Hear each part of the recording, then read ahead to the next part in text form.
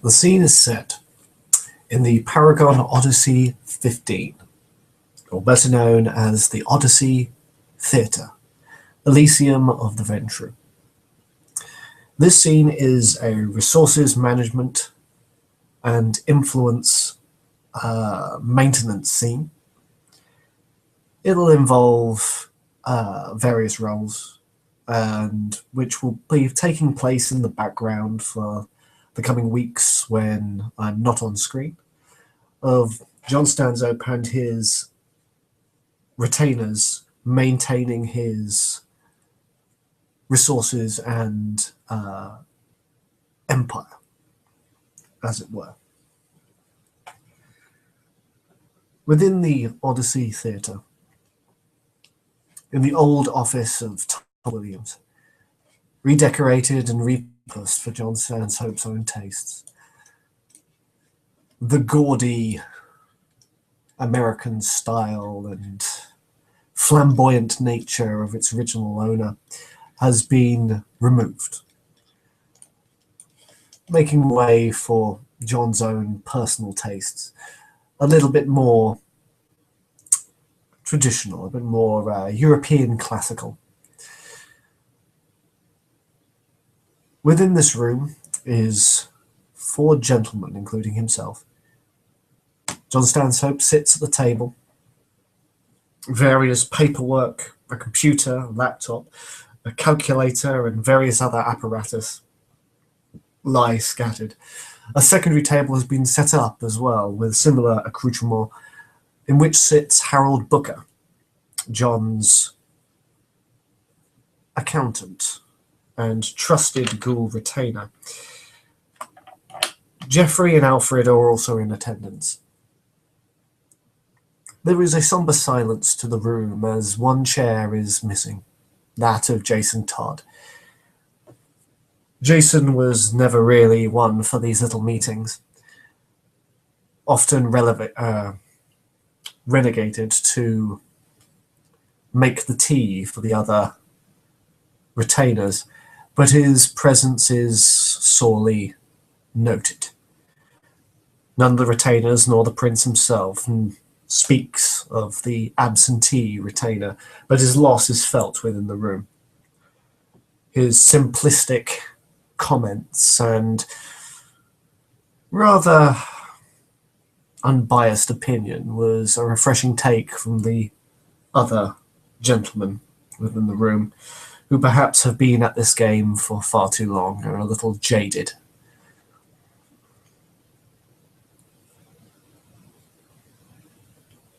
The prince goes over his various allies first, making sure he has all the pieces in place. He stands up from the desk, no longer tending to his cane, and walks over to the window, looking out into the lobby, seeing the kind scurry around beneath the office themselves, all heading towards the various cinema screens or indulging themselves in food or the various entertainments on offer.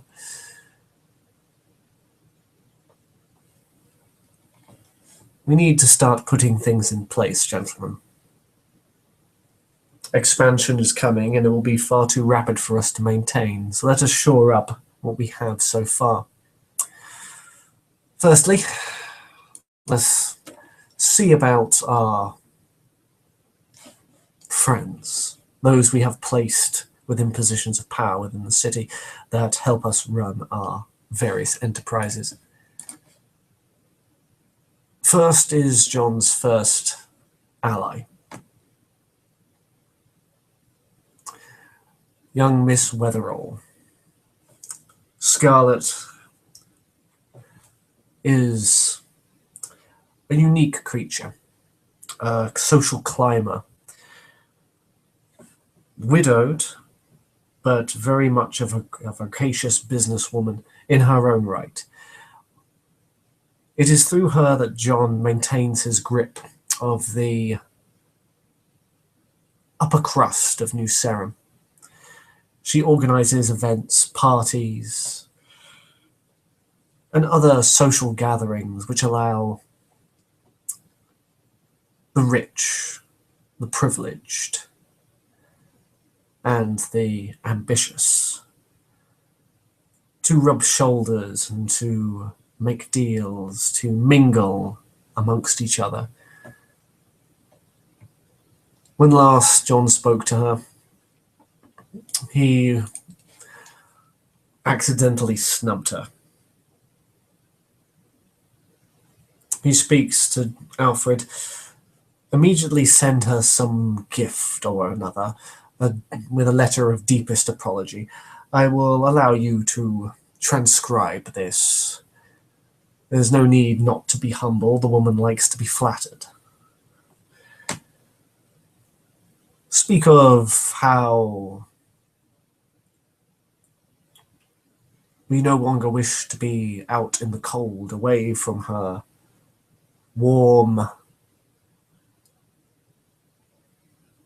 embrace. John often considered that Miss Scarlet would be a key candidate for the embrace. She would do well as a Ventrue, or a Toreador for that matter, but she was too useful at the moment and still too vibrant in life. Still climbing, she hadn't exactly found her market yet. And it's only been recent since John's ever considered siring at all. He pushes the thought away, knowing that if John embraced an attractive, ambitious woman, his own paramour might possibly kill her out of spite. She didn't like Scarlet at all, and resented the fact that John had to use her. But occasionally, when John's feeding habits became too staid, and he needed to branch out into other avenues or other social circles, it was here that he always went. She enjoyed the notoriety that John gave. His ability as a sommelier and a charming host, as well as his abilities of presence and dominate, certainly made him the talk of the room. And so John will be rolling his charisma and expression when transcribing a letter to her, to hopefully bring her back into his good graces. Should be a total of 6 dice. Oh. Very poorly done. He doesn't seem to have the same flow of speech that he usually would. Unfortunately, Miss Weatherall will be continuing, at least for this month, to shun John from social circles. He moves on to the next.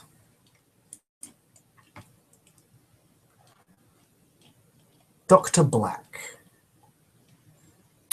the medical director of his blood banks and his free clinics. The man owes everything to John, his continued existence and career, especially seeing as his extracurricular habits cross the line between legality and morality. He is certainly competent at his job, and the occasional cover-up or, well, absence in lieu due to his excesses is a small price to pay for his continual service. He does need to be kept made aware that it is John he owes everything.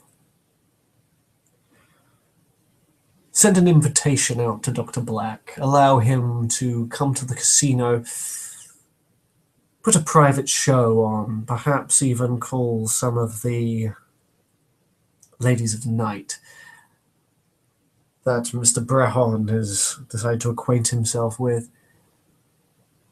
It always helps to let our medical director blow off some steam and keep the videos. His wife will certainly be unappreciative of his excesses, but we shall indulge them. They make it easier to deal with. And so John will be rolling his manipulation subterfuge to keep Dr. Black in his bad habits, but making sure that he doesn't go too overboard. For this, he'll be rolling his manipulation subterfuge, as I say. Much better. Much more into John's field now, as lies and manipulation seem to come to him very swiftly in his new position. Certainly, Dr. Black will be serving with us for some time.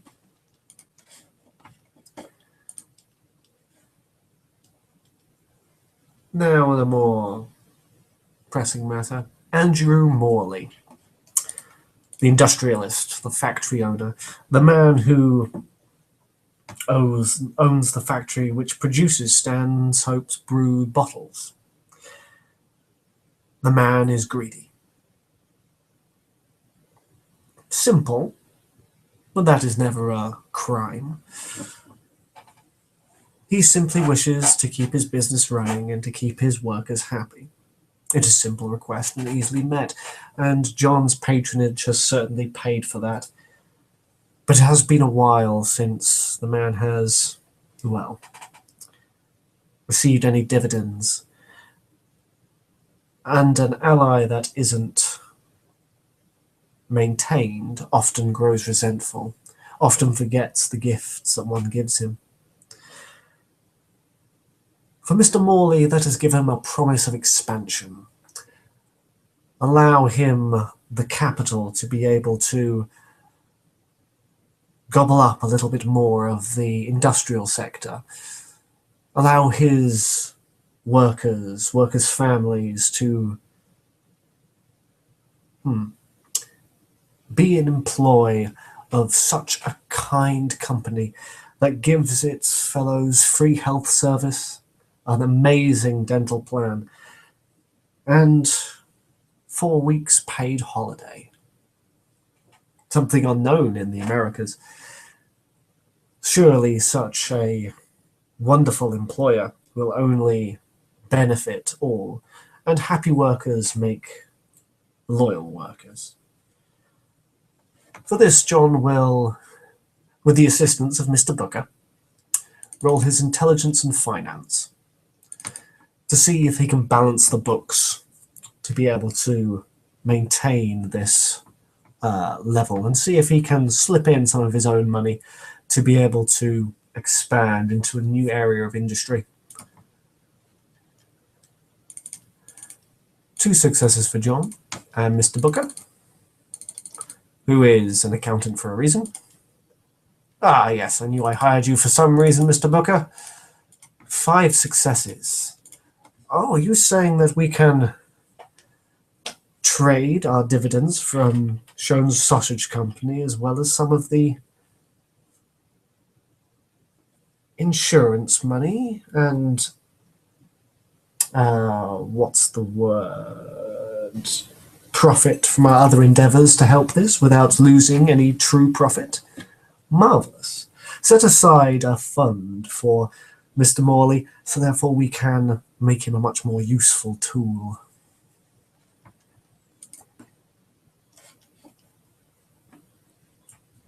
Next is Harry. Is it Harry? Excuse me.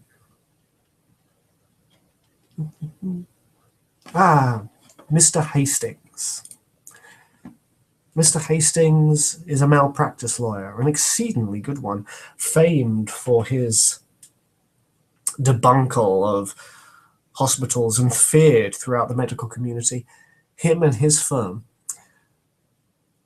have certainly made themselves famous in the prosecution services, and very rich besides. It was due to Mr. Harrogut's, or Mr. Hastings rather, abilities that John was able to steal St. Mary's Hospital under the nose of the Tremere. The man enjoys his wine. He is a social climber. Sort of a habit with those John likes to join with. He likes to see the kind try and bring themselves out of the muck, be better than they are.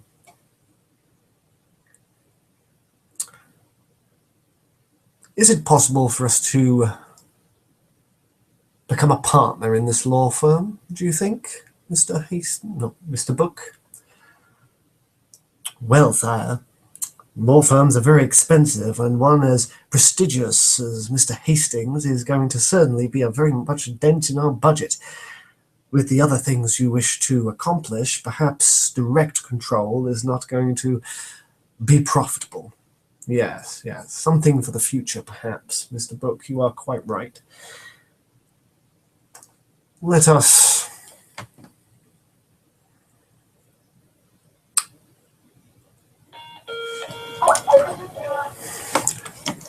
invest in Mr. Hastings' future. Geoffrey, your own business conspires to make sure that scandals are, well, come to our ear. Could you see if your contacts can rustle up extra business for Mr. Hastings? I certainly can try, sir. I will roll my manipulation and contacts. Oh, Geoffrey. With 5 successes, Geoffrey certainly makes sure that Mr. Hastings' law firm is not shy of work. This with the added stipulage that this is due to Mr. Hastings' own networking.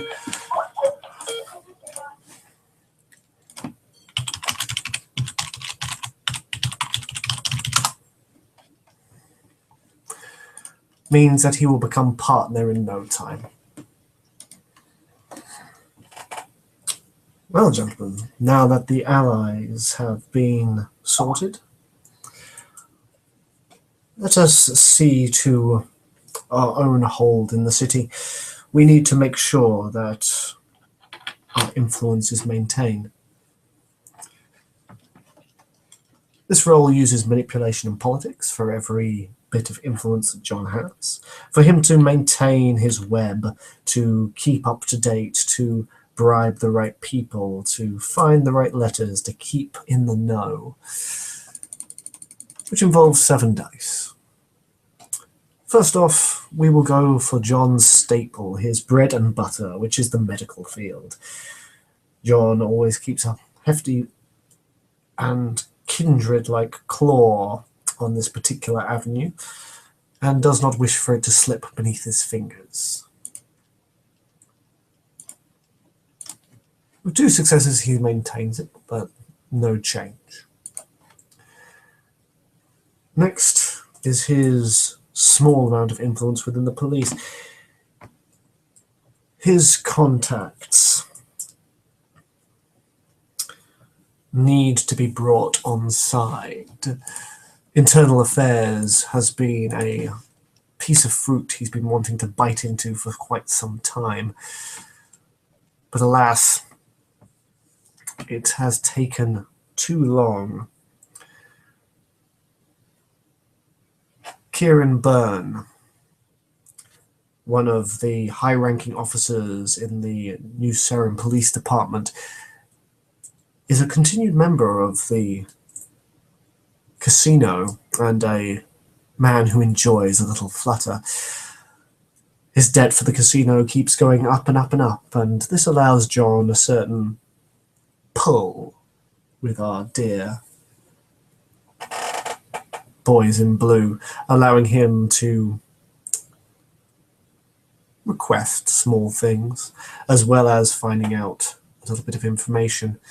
Graham Nook, the officer of the Internal Affairs, is also a gentleman that has come across John's purview. Another man that John has blackmailed quite significantly, using his well, the various videos that John has caught him on in orchestrated events to make sure that all information from internal affairs comes to him. We will need to expand into the police, and soon. Alfred, you were working with Reb when we were investigating the police. I would like all files brought up and all information, of course, sir.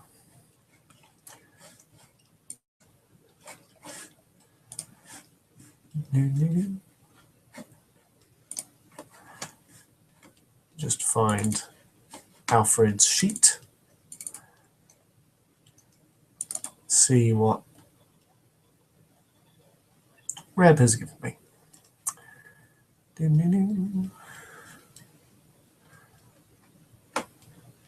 He will roll his intelligence and investigation to see if he can whoop up anything. With one success, he gets the cursory notes, the cliff notes, pretty much what can be available for anyone who Googles it or goes to town meetings, which officer is up for promotion, who holds what seat. None of the juicy gossip, though, which John will need to expand into the police force better, but a starting point nonetheless. And so we will go to our manipulation and politics to maintain our influence in the police.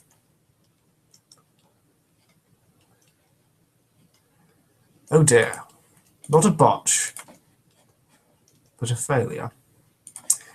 It appears that something is blocking our path. This will need to be investigated further, and action must be taken place. Put that down as a priority. I want all of you on this. Make sure that our avenues aren't cut off completely. I do hope this is but a mere coincidence, that Mr. Nook has got himself into trouble without our knowledge, and we need to make new inroads into the police force. Mr. Book, how goes our ability to control the financial market? We are well respected within the community, sir. Our charity for those suffering from the HIV epidemic has certainly endeared us to many of the higher-ups, as well as, well, Dragonstone and First Armored Security means that most people wish to keep on our good side. We are guarding their homes, after all. Excellent. And so we will see how my financial influence is doing. 1, 2, 3, 4. Damn you, 1. Well, financial influence is certainly steady. Very much so, as is expected of the Ventrue. We will need to start playing a little bit more with that. Mr. Booker, can you please, as your own assignment, investigate the banks of New Serum, the other finance companies, the credit checking, and the other avenues? I need to be aware who controls the money and how can we get to them. At which point he will roll his intelligence and his finance.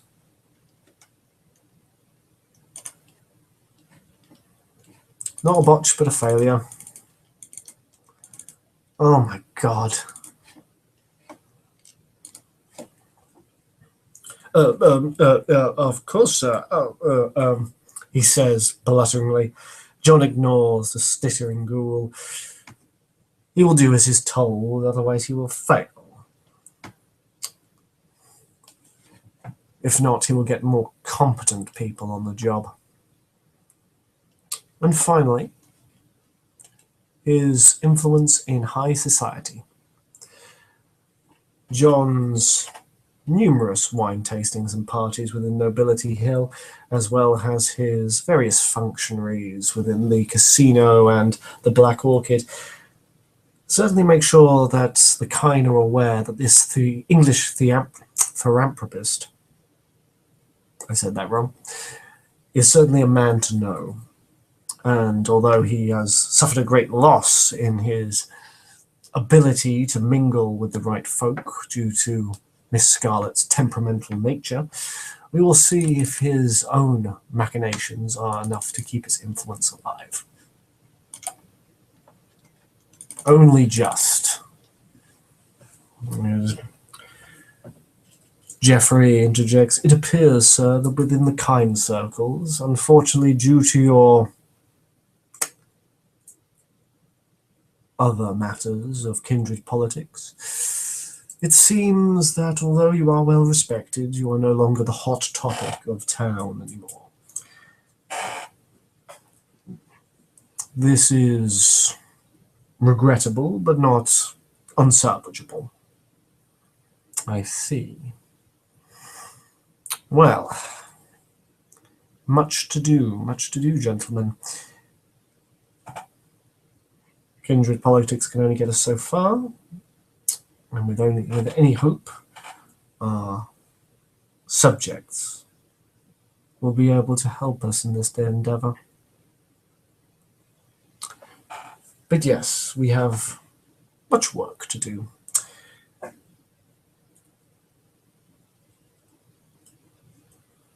And so, with that in mind, the three continue throughout the week, going through the various businesses, the books, the accounts, the apartments, as well as making sure to incorporate and hide the monies of the tithe. In fact, we shall do that now. Mr. Booker, redeem yourself with your intelligence of finance. See if you can hide the various monies tithe to the prince, so therefore it is not obvious where it all came from, in offshore bank accounts, in various loopholes and bureaucracy.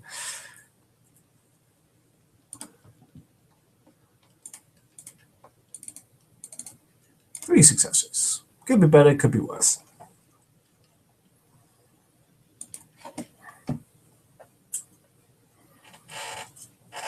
And so the scene ends.